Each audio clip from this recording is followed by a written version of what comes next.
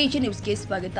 Civil ವ್ಯಾಜ್ಯದ ಆದೇಶ ಪ್ರತಿಯನ್ನ ನೀಡಲು 10,000 ರೂಪಾಯಿಗಳ ಲಂಚ ಪಡೆದ ಆರೋಪದ ಮೇಲೆ ಜಿಲ್ಲೆಯ ಕಮಲಾಪುರ ತಹಸೀಲ್ದಾರ್ ಕಚೇರಿಯ ಪ್ರಥಮ ದರ್ಜೆ ಗುಮಾಸ್ತ ಶಶಿಕಾಂತ್ ಜಂಜೀರ್ ಎಂಬಾತನಿಗೆ ಲೋಕಾಯುಕ್ತರು ಕಾರ್ಯಾಚರಣೆ ಕೈಗೊಂಡು ತಮ್ಮ ವಶಕ್ಕೆ ತೆಗೆದುಕೊಂಡ ಘಟನೆ ಶನಿವಾರ ವರದಿಯಾಗಿದೆ.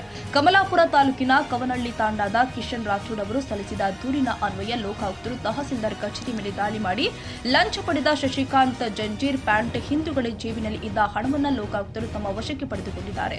ತಹಸೀಲ್ದಾರ್ ನಡೆಸಿದ ಸಿವಿಲ್ ವ್ಯಾಜ್ಯದ ಆದೇಶದ ಪ್ರತಿಯನ್ನ ನೀಡಲು ಬಾಕಿ ಇರುವ ಕೆಲಸದ ಎಂಎಜಿ ಪ್ರಕರಣ ಸಂಖ್ಯೆ 189/24/25 ಆದೇಶ ಹಳೆಯ ಪ್ರತಿಯನ್ನ ನೀಡಲು ಹಣ ಕೊಡುವಂತೆ ಪ್ರಥಮ ದರ್ಜೆ ಗುಮಾಸ್ತ ಶಶಿಕಾಂತ್ ಜಂಜೀರ್ ಒತ್ತಾಯಿಸ್ತಾ ಇದ್ದ. ಹಾಗಾಗಿ ಕಿಶನ್ ರಾಥೋಡ್ ಲೋಕಾಯುಕ್ತರಿಗೆ ದೂರು ಸಲ್ಲಿಸಿದ್ರು. ಕರ್ನಾಟಕ ಲೋಕಾಯುಕ್ತ ಪೊಲೀಸ್ ಅಧೀಕ್ಷಕ ಸಿದ್ದರಾಜು ಸಿ ಅವರ ಮಾರ್ಗದರ್ಶನದಲ್ಲಿ ತನಿಖಾಧಿಕಾರಿ ಪಿಐ ಅರುಣ್ ಕುಮಾರ್ ಮುರಗುಂಡಿ ಅವರು ಕಾರ್ಯಾಚರಣೆ ಕೈಗೊಂಡು ತಹಸೀಲ್ದಾರ್ ಕಚೇರಿಗೆ ದಾಳಿ ಮಾಡಿದ್ರು. ಲಂಚದ ಹಣ ತೆಗೆದುಕೊಂಡಿರುವ ಕುರಿತು ಪ್ರಶ್ನೆ ಮಾಡಿದ್ರು. ಅಲ್ಲದೆ ಲಂಚದ ಹಣದ ಕುರಿತು ತಪಾಸಣೆ ಮಾಡಿದಾಗ ಪ್ಯಾಂಟಿನ ಜೇಬಿನ ಹಿಂದುಗಡೆ ನೋಟಿನ ಕಂತೆಗಳು ಪತ್ತೆಯಾದವು.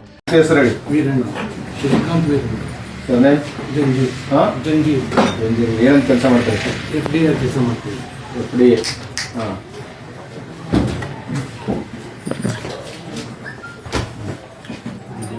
तुम्हारे अमाउंट ಹೇಳಿದೆ ರೆಡಿ ಸರಿ ತೆಗಿ ಹೇಳಿ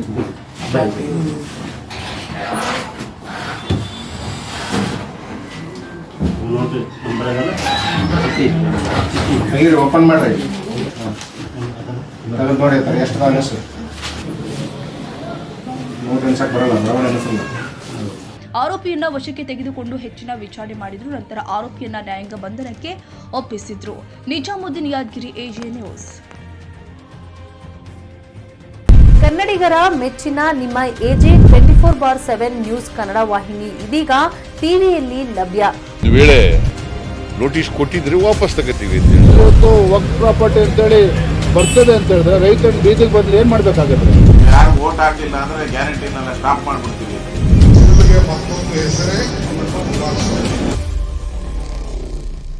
ಕರ್ನಾಟಕ ಮತ್ತು ದೇಶ ವಿದೇಶ 360 ಡಿಗ್ರಿ ಸುದ್ದಿ ಹಾಗೂ ಉತ್ತರ ಕರ್ನಾಟಕ, ಬೆಳಗಾವಿ, ಬಾಗಲಕೋಟೆ, ಧಾರವಾಡ, ಹಾವೇರಿ, ಗದಗ, ಬಿಜಾಪುರ ಜಿಲ್ಲೆಯ ಕ್ಷಣ ಕ್ಷಣದ ವಿವರವನ್ನ ಪಡೆಯುವುದಕ್ಕೆ ಎಜೆ 24/7 ನ್ಯೂಸ್ ಕನ್ನಡ ವಾಹಿನಿಯನ್ನ ಲೈಕ್ ಮಾಡಿ, ವಿಡಿಯೋಗಳನ್ನ ಶೇರ್ ಮಾಡಿ, ಕಮೆಂಟ್ ಮಾಡುವ ಮೂಲಕ ನಮ್ಮ ವಾಹಿನಿಗೆ ಸಹಕಾರ ನೀಡಿ ಮತ್ತು ಚಾನೆಲ್ ಅನ್ನ ಸಬ್ಸ್ಕ್ರೈಬ್ ಮಾಡಿ.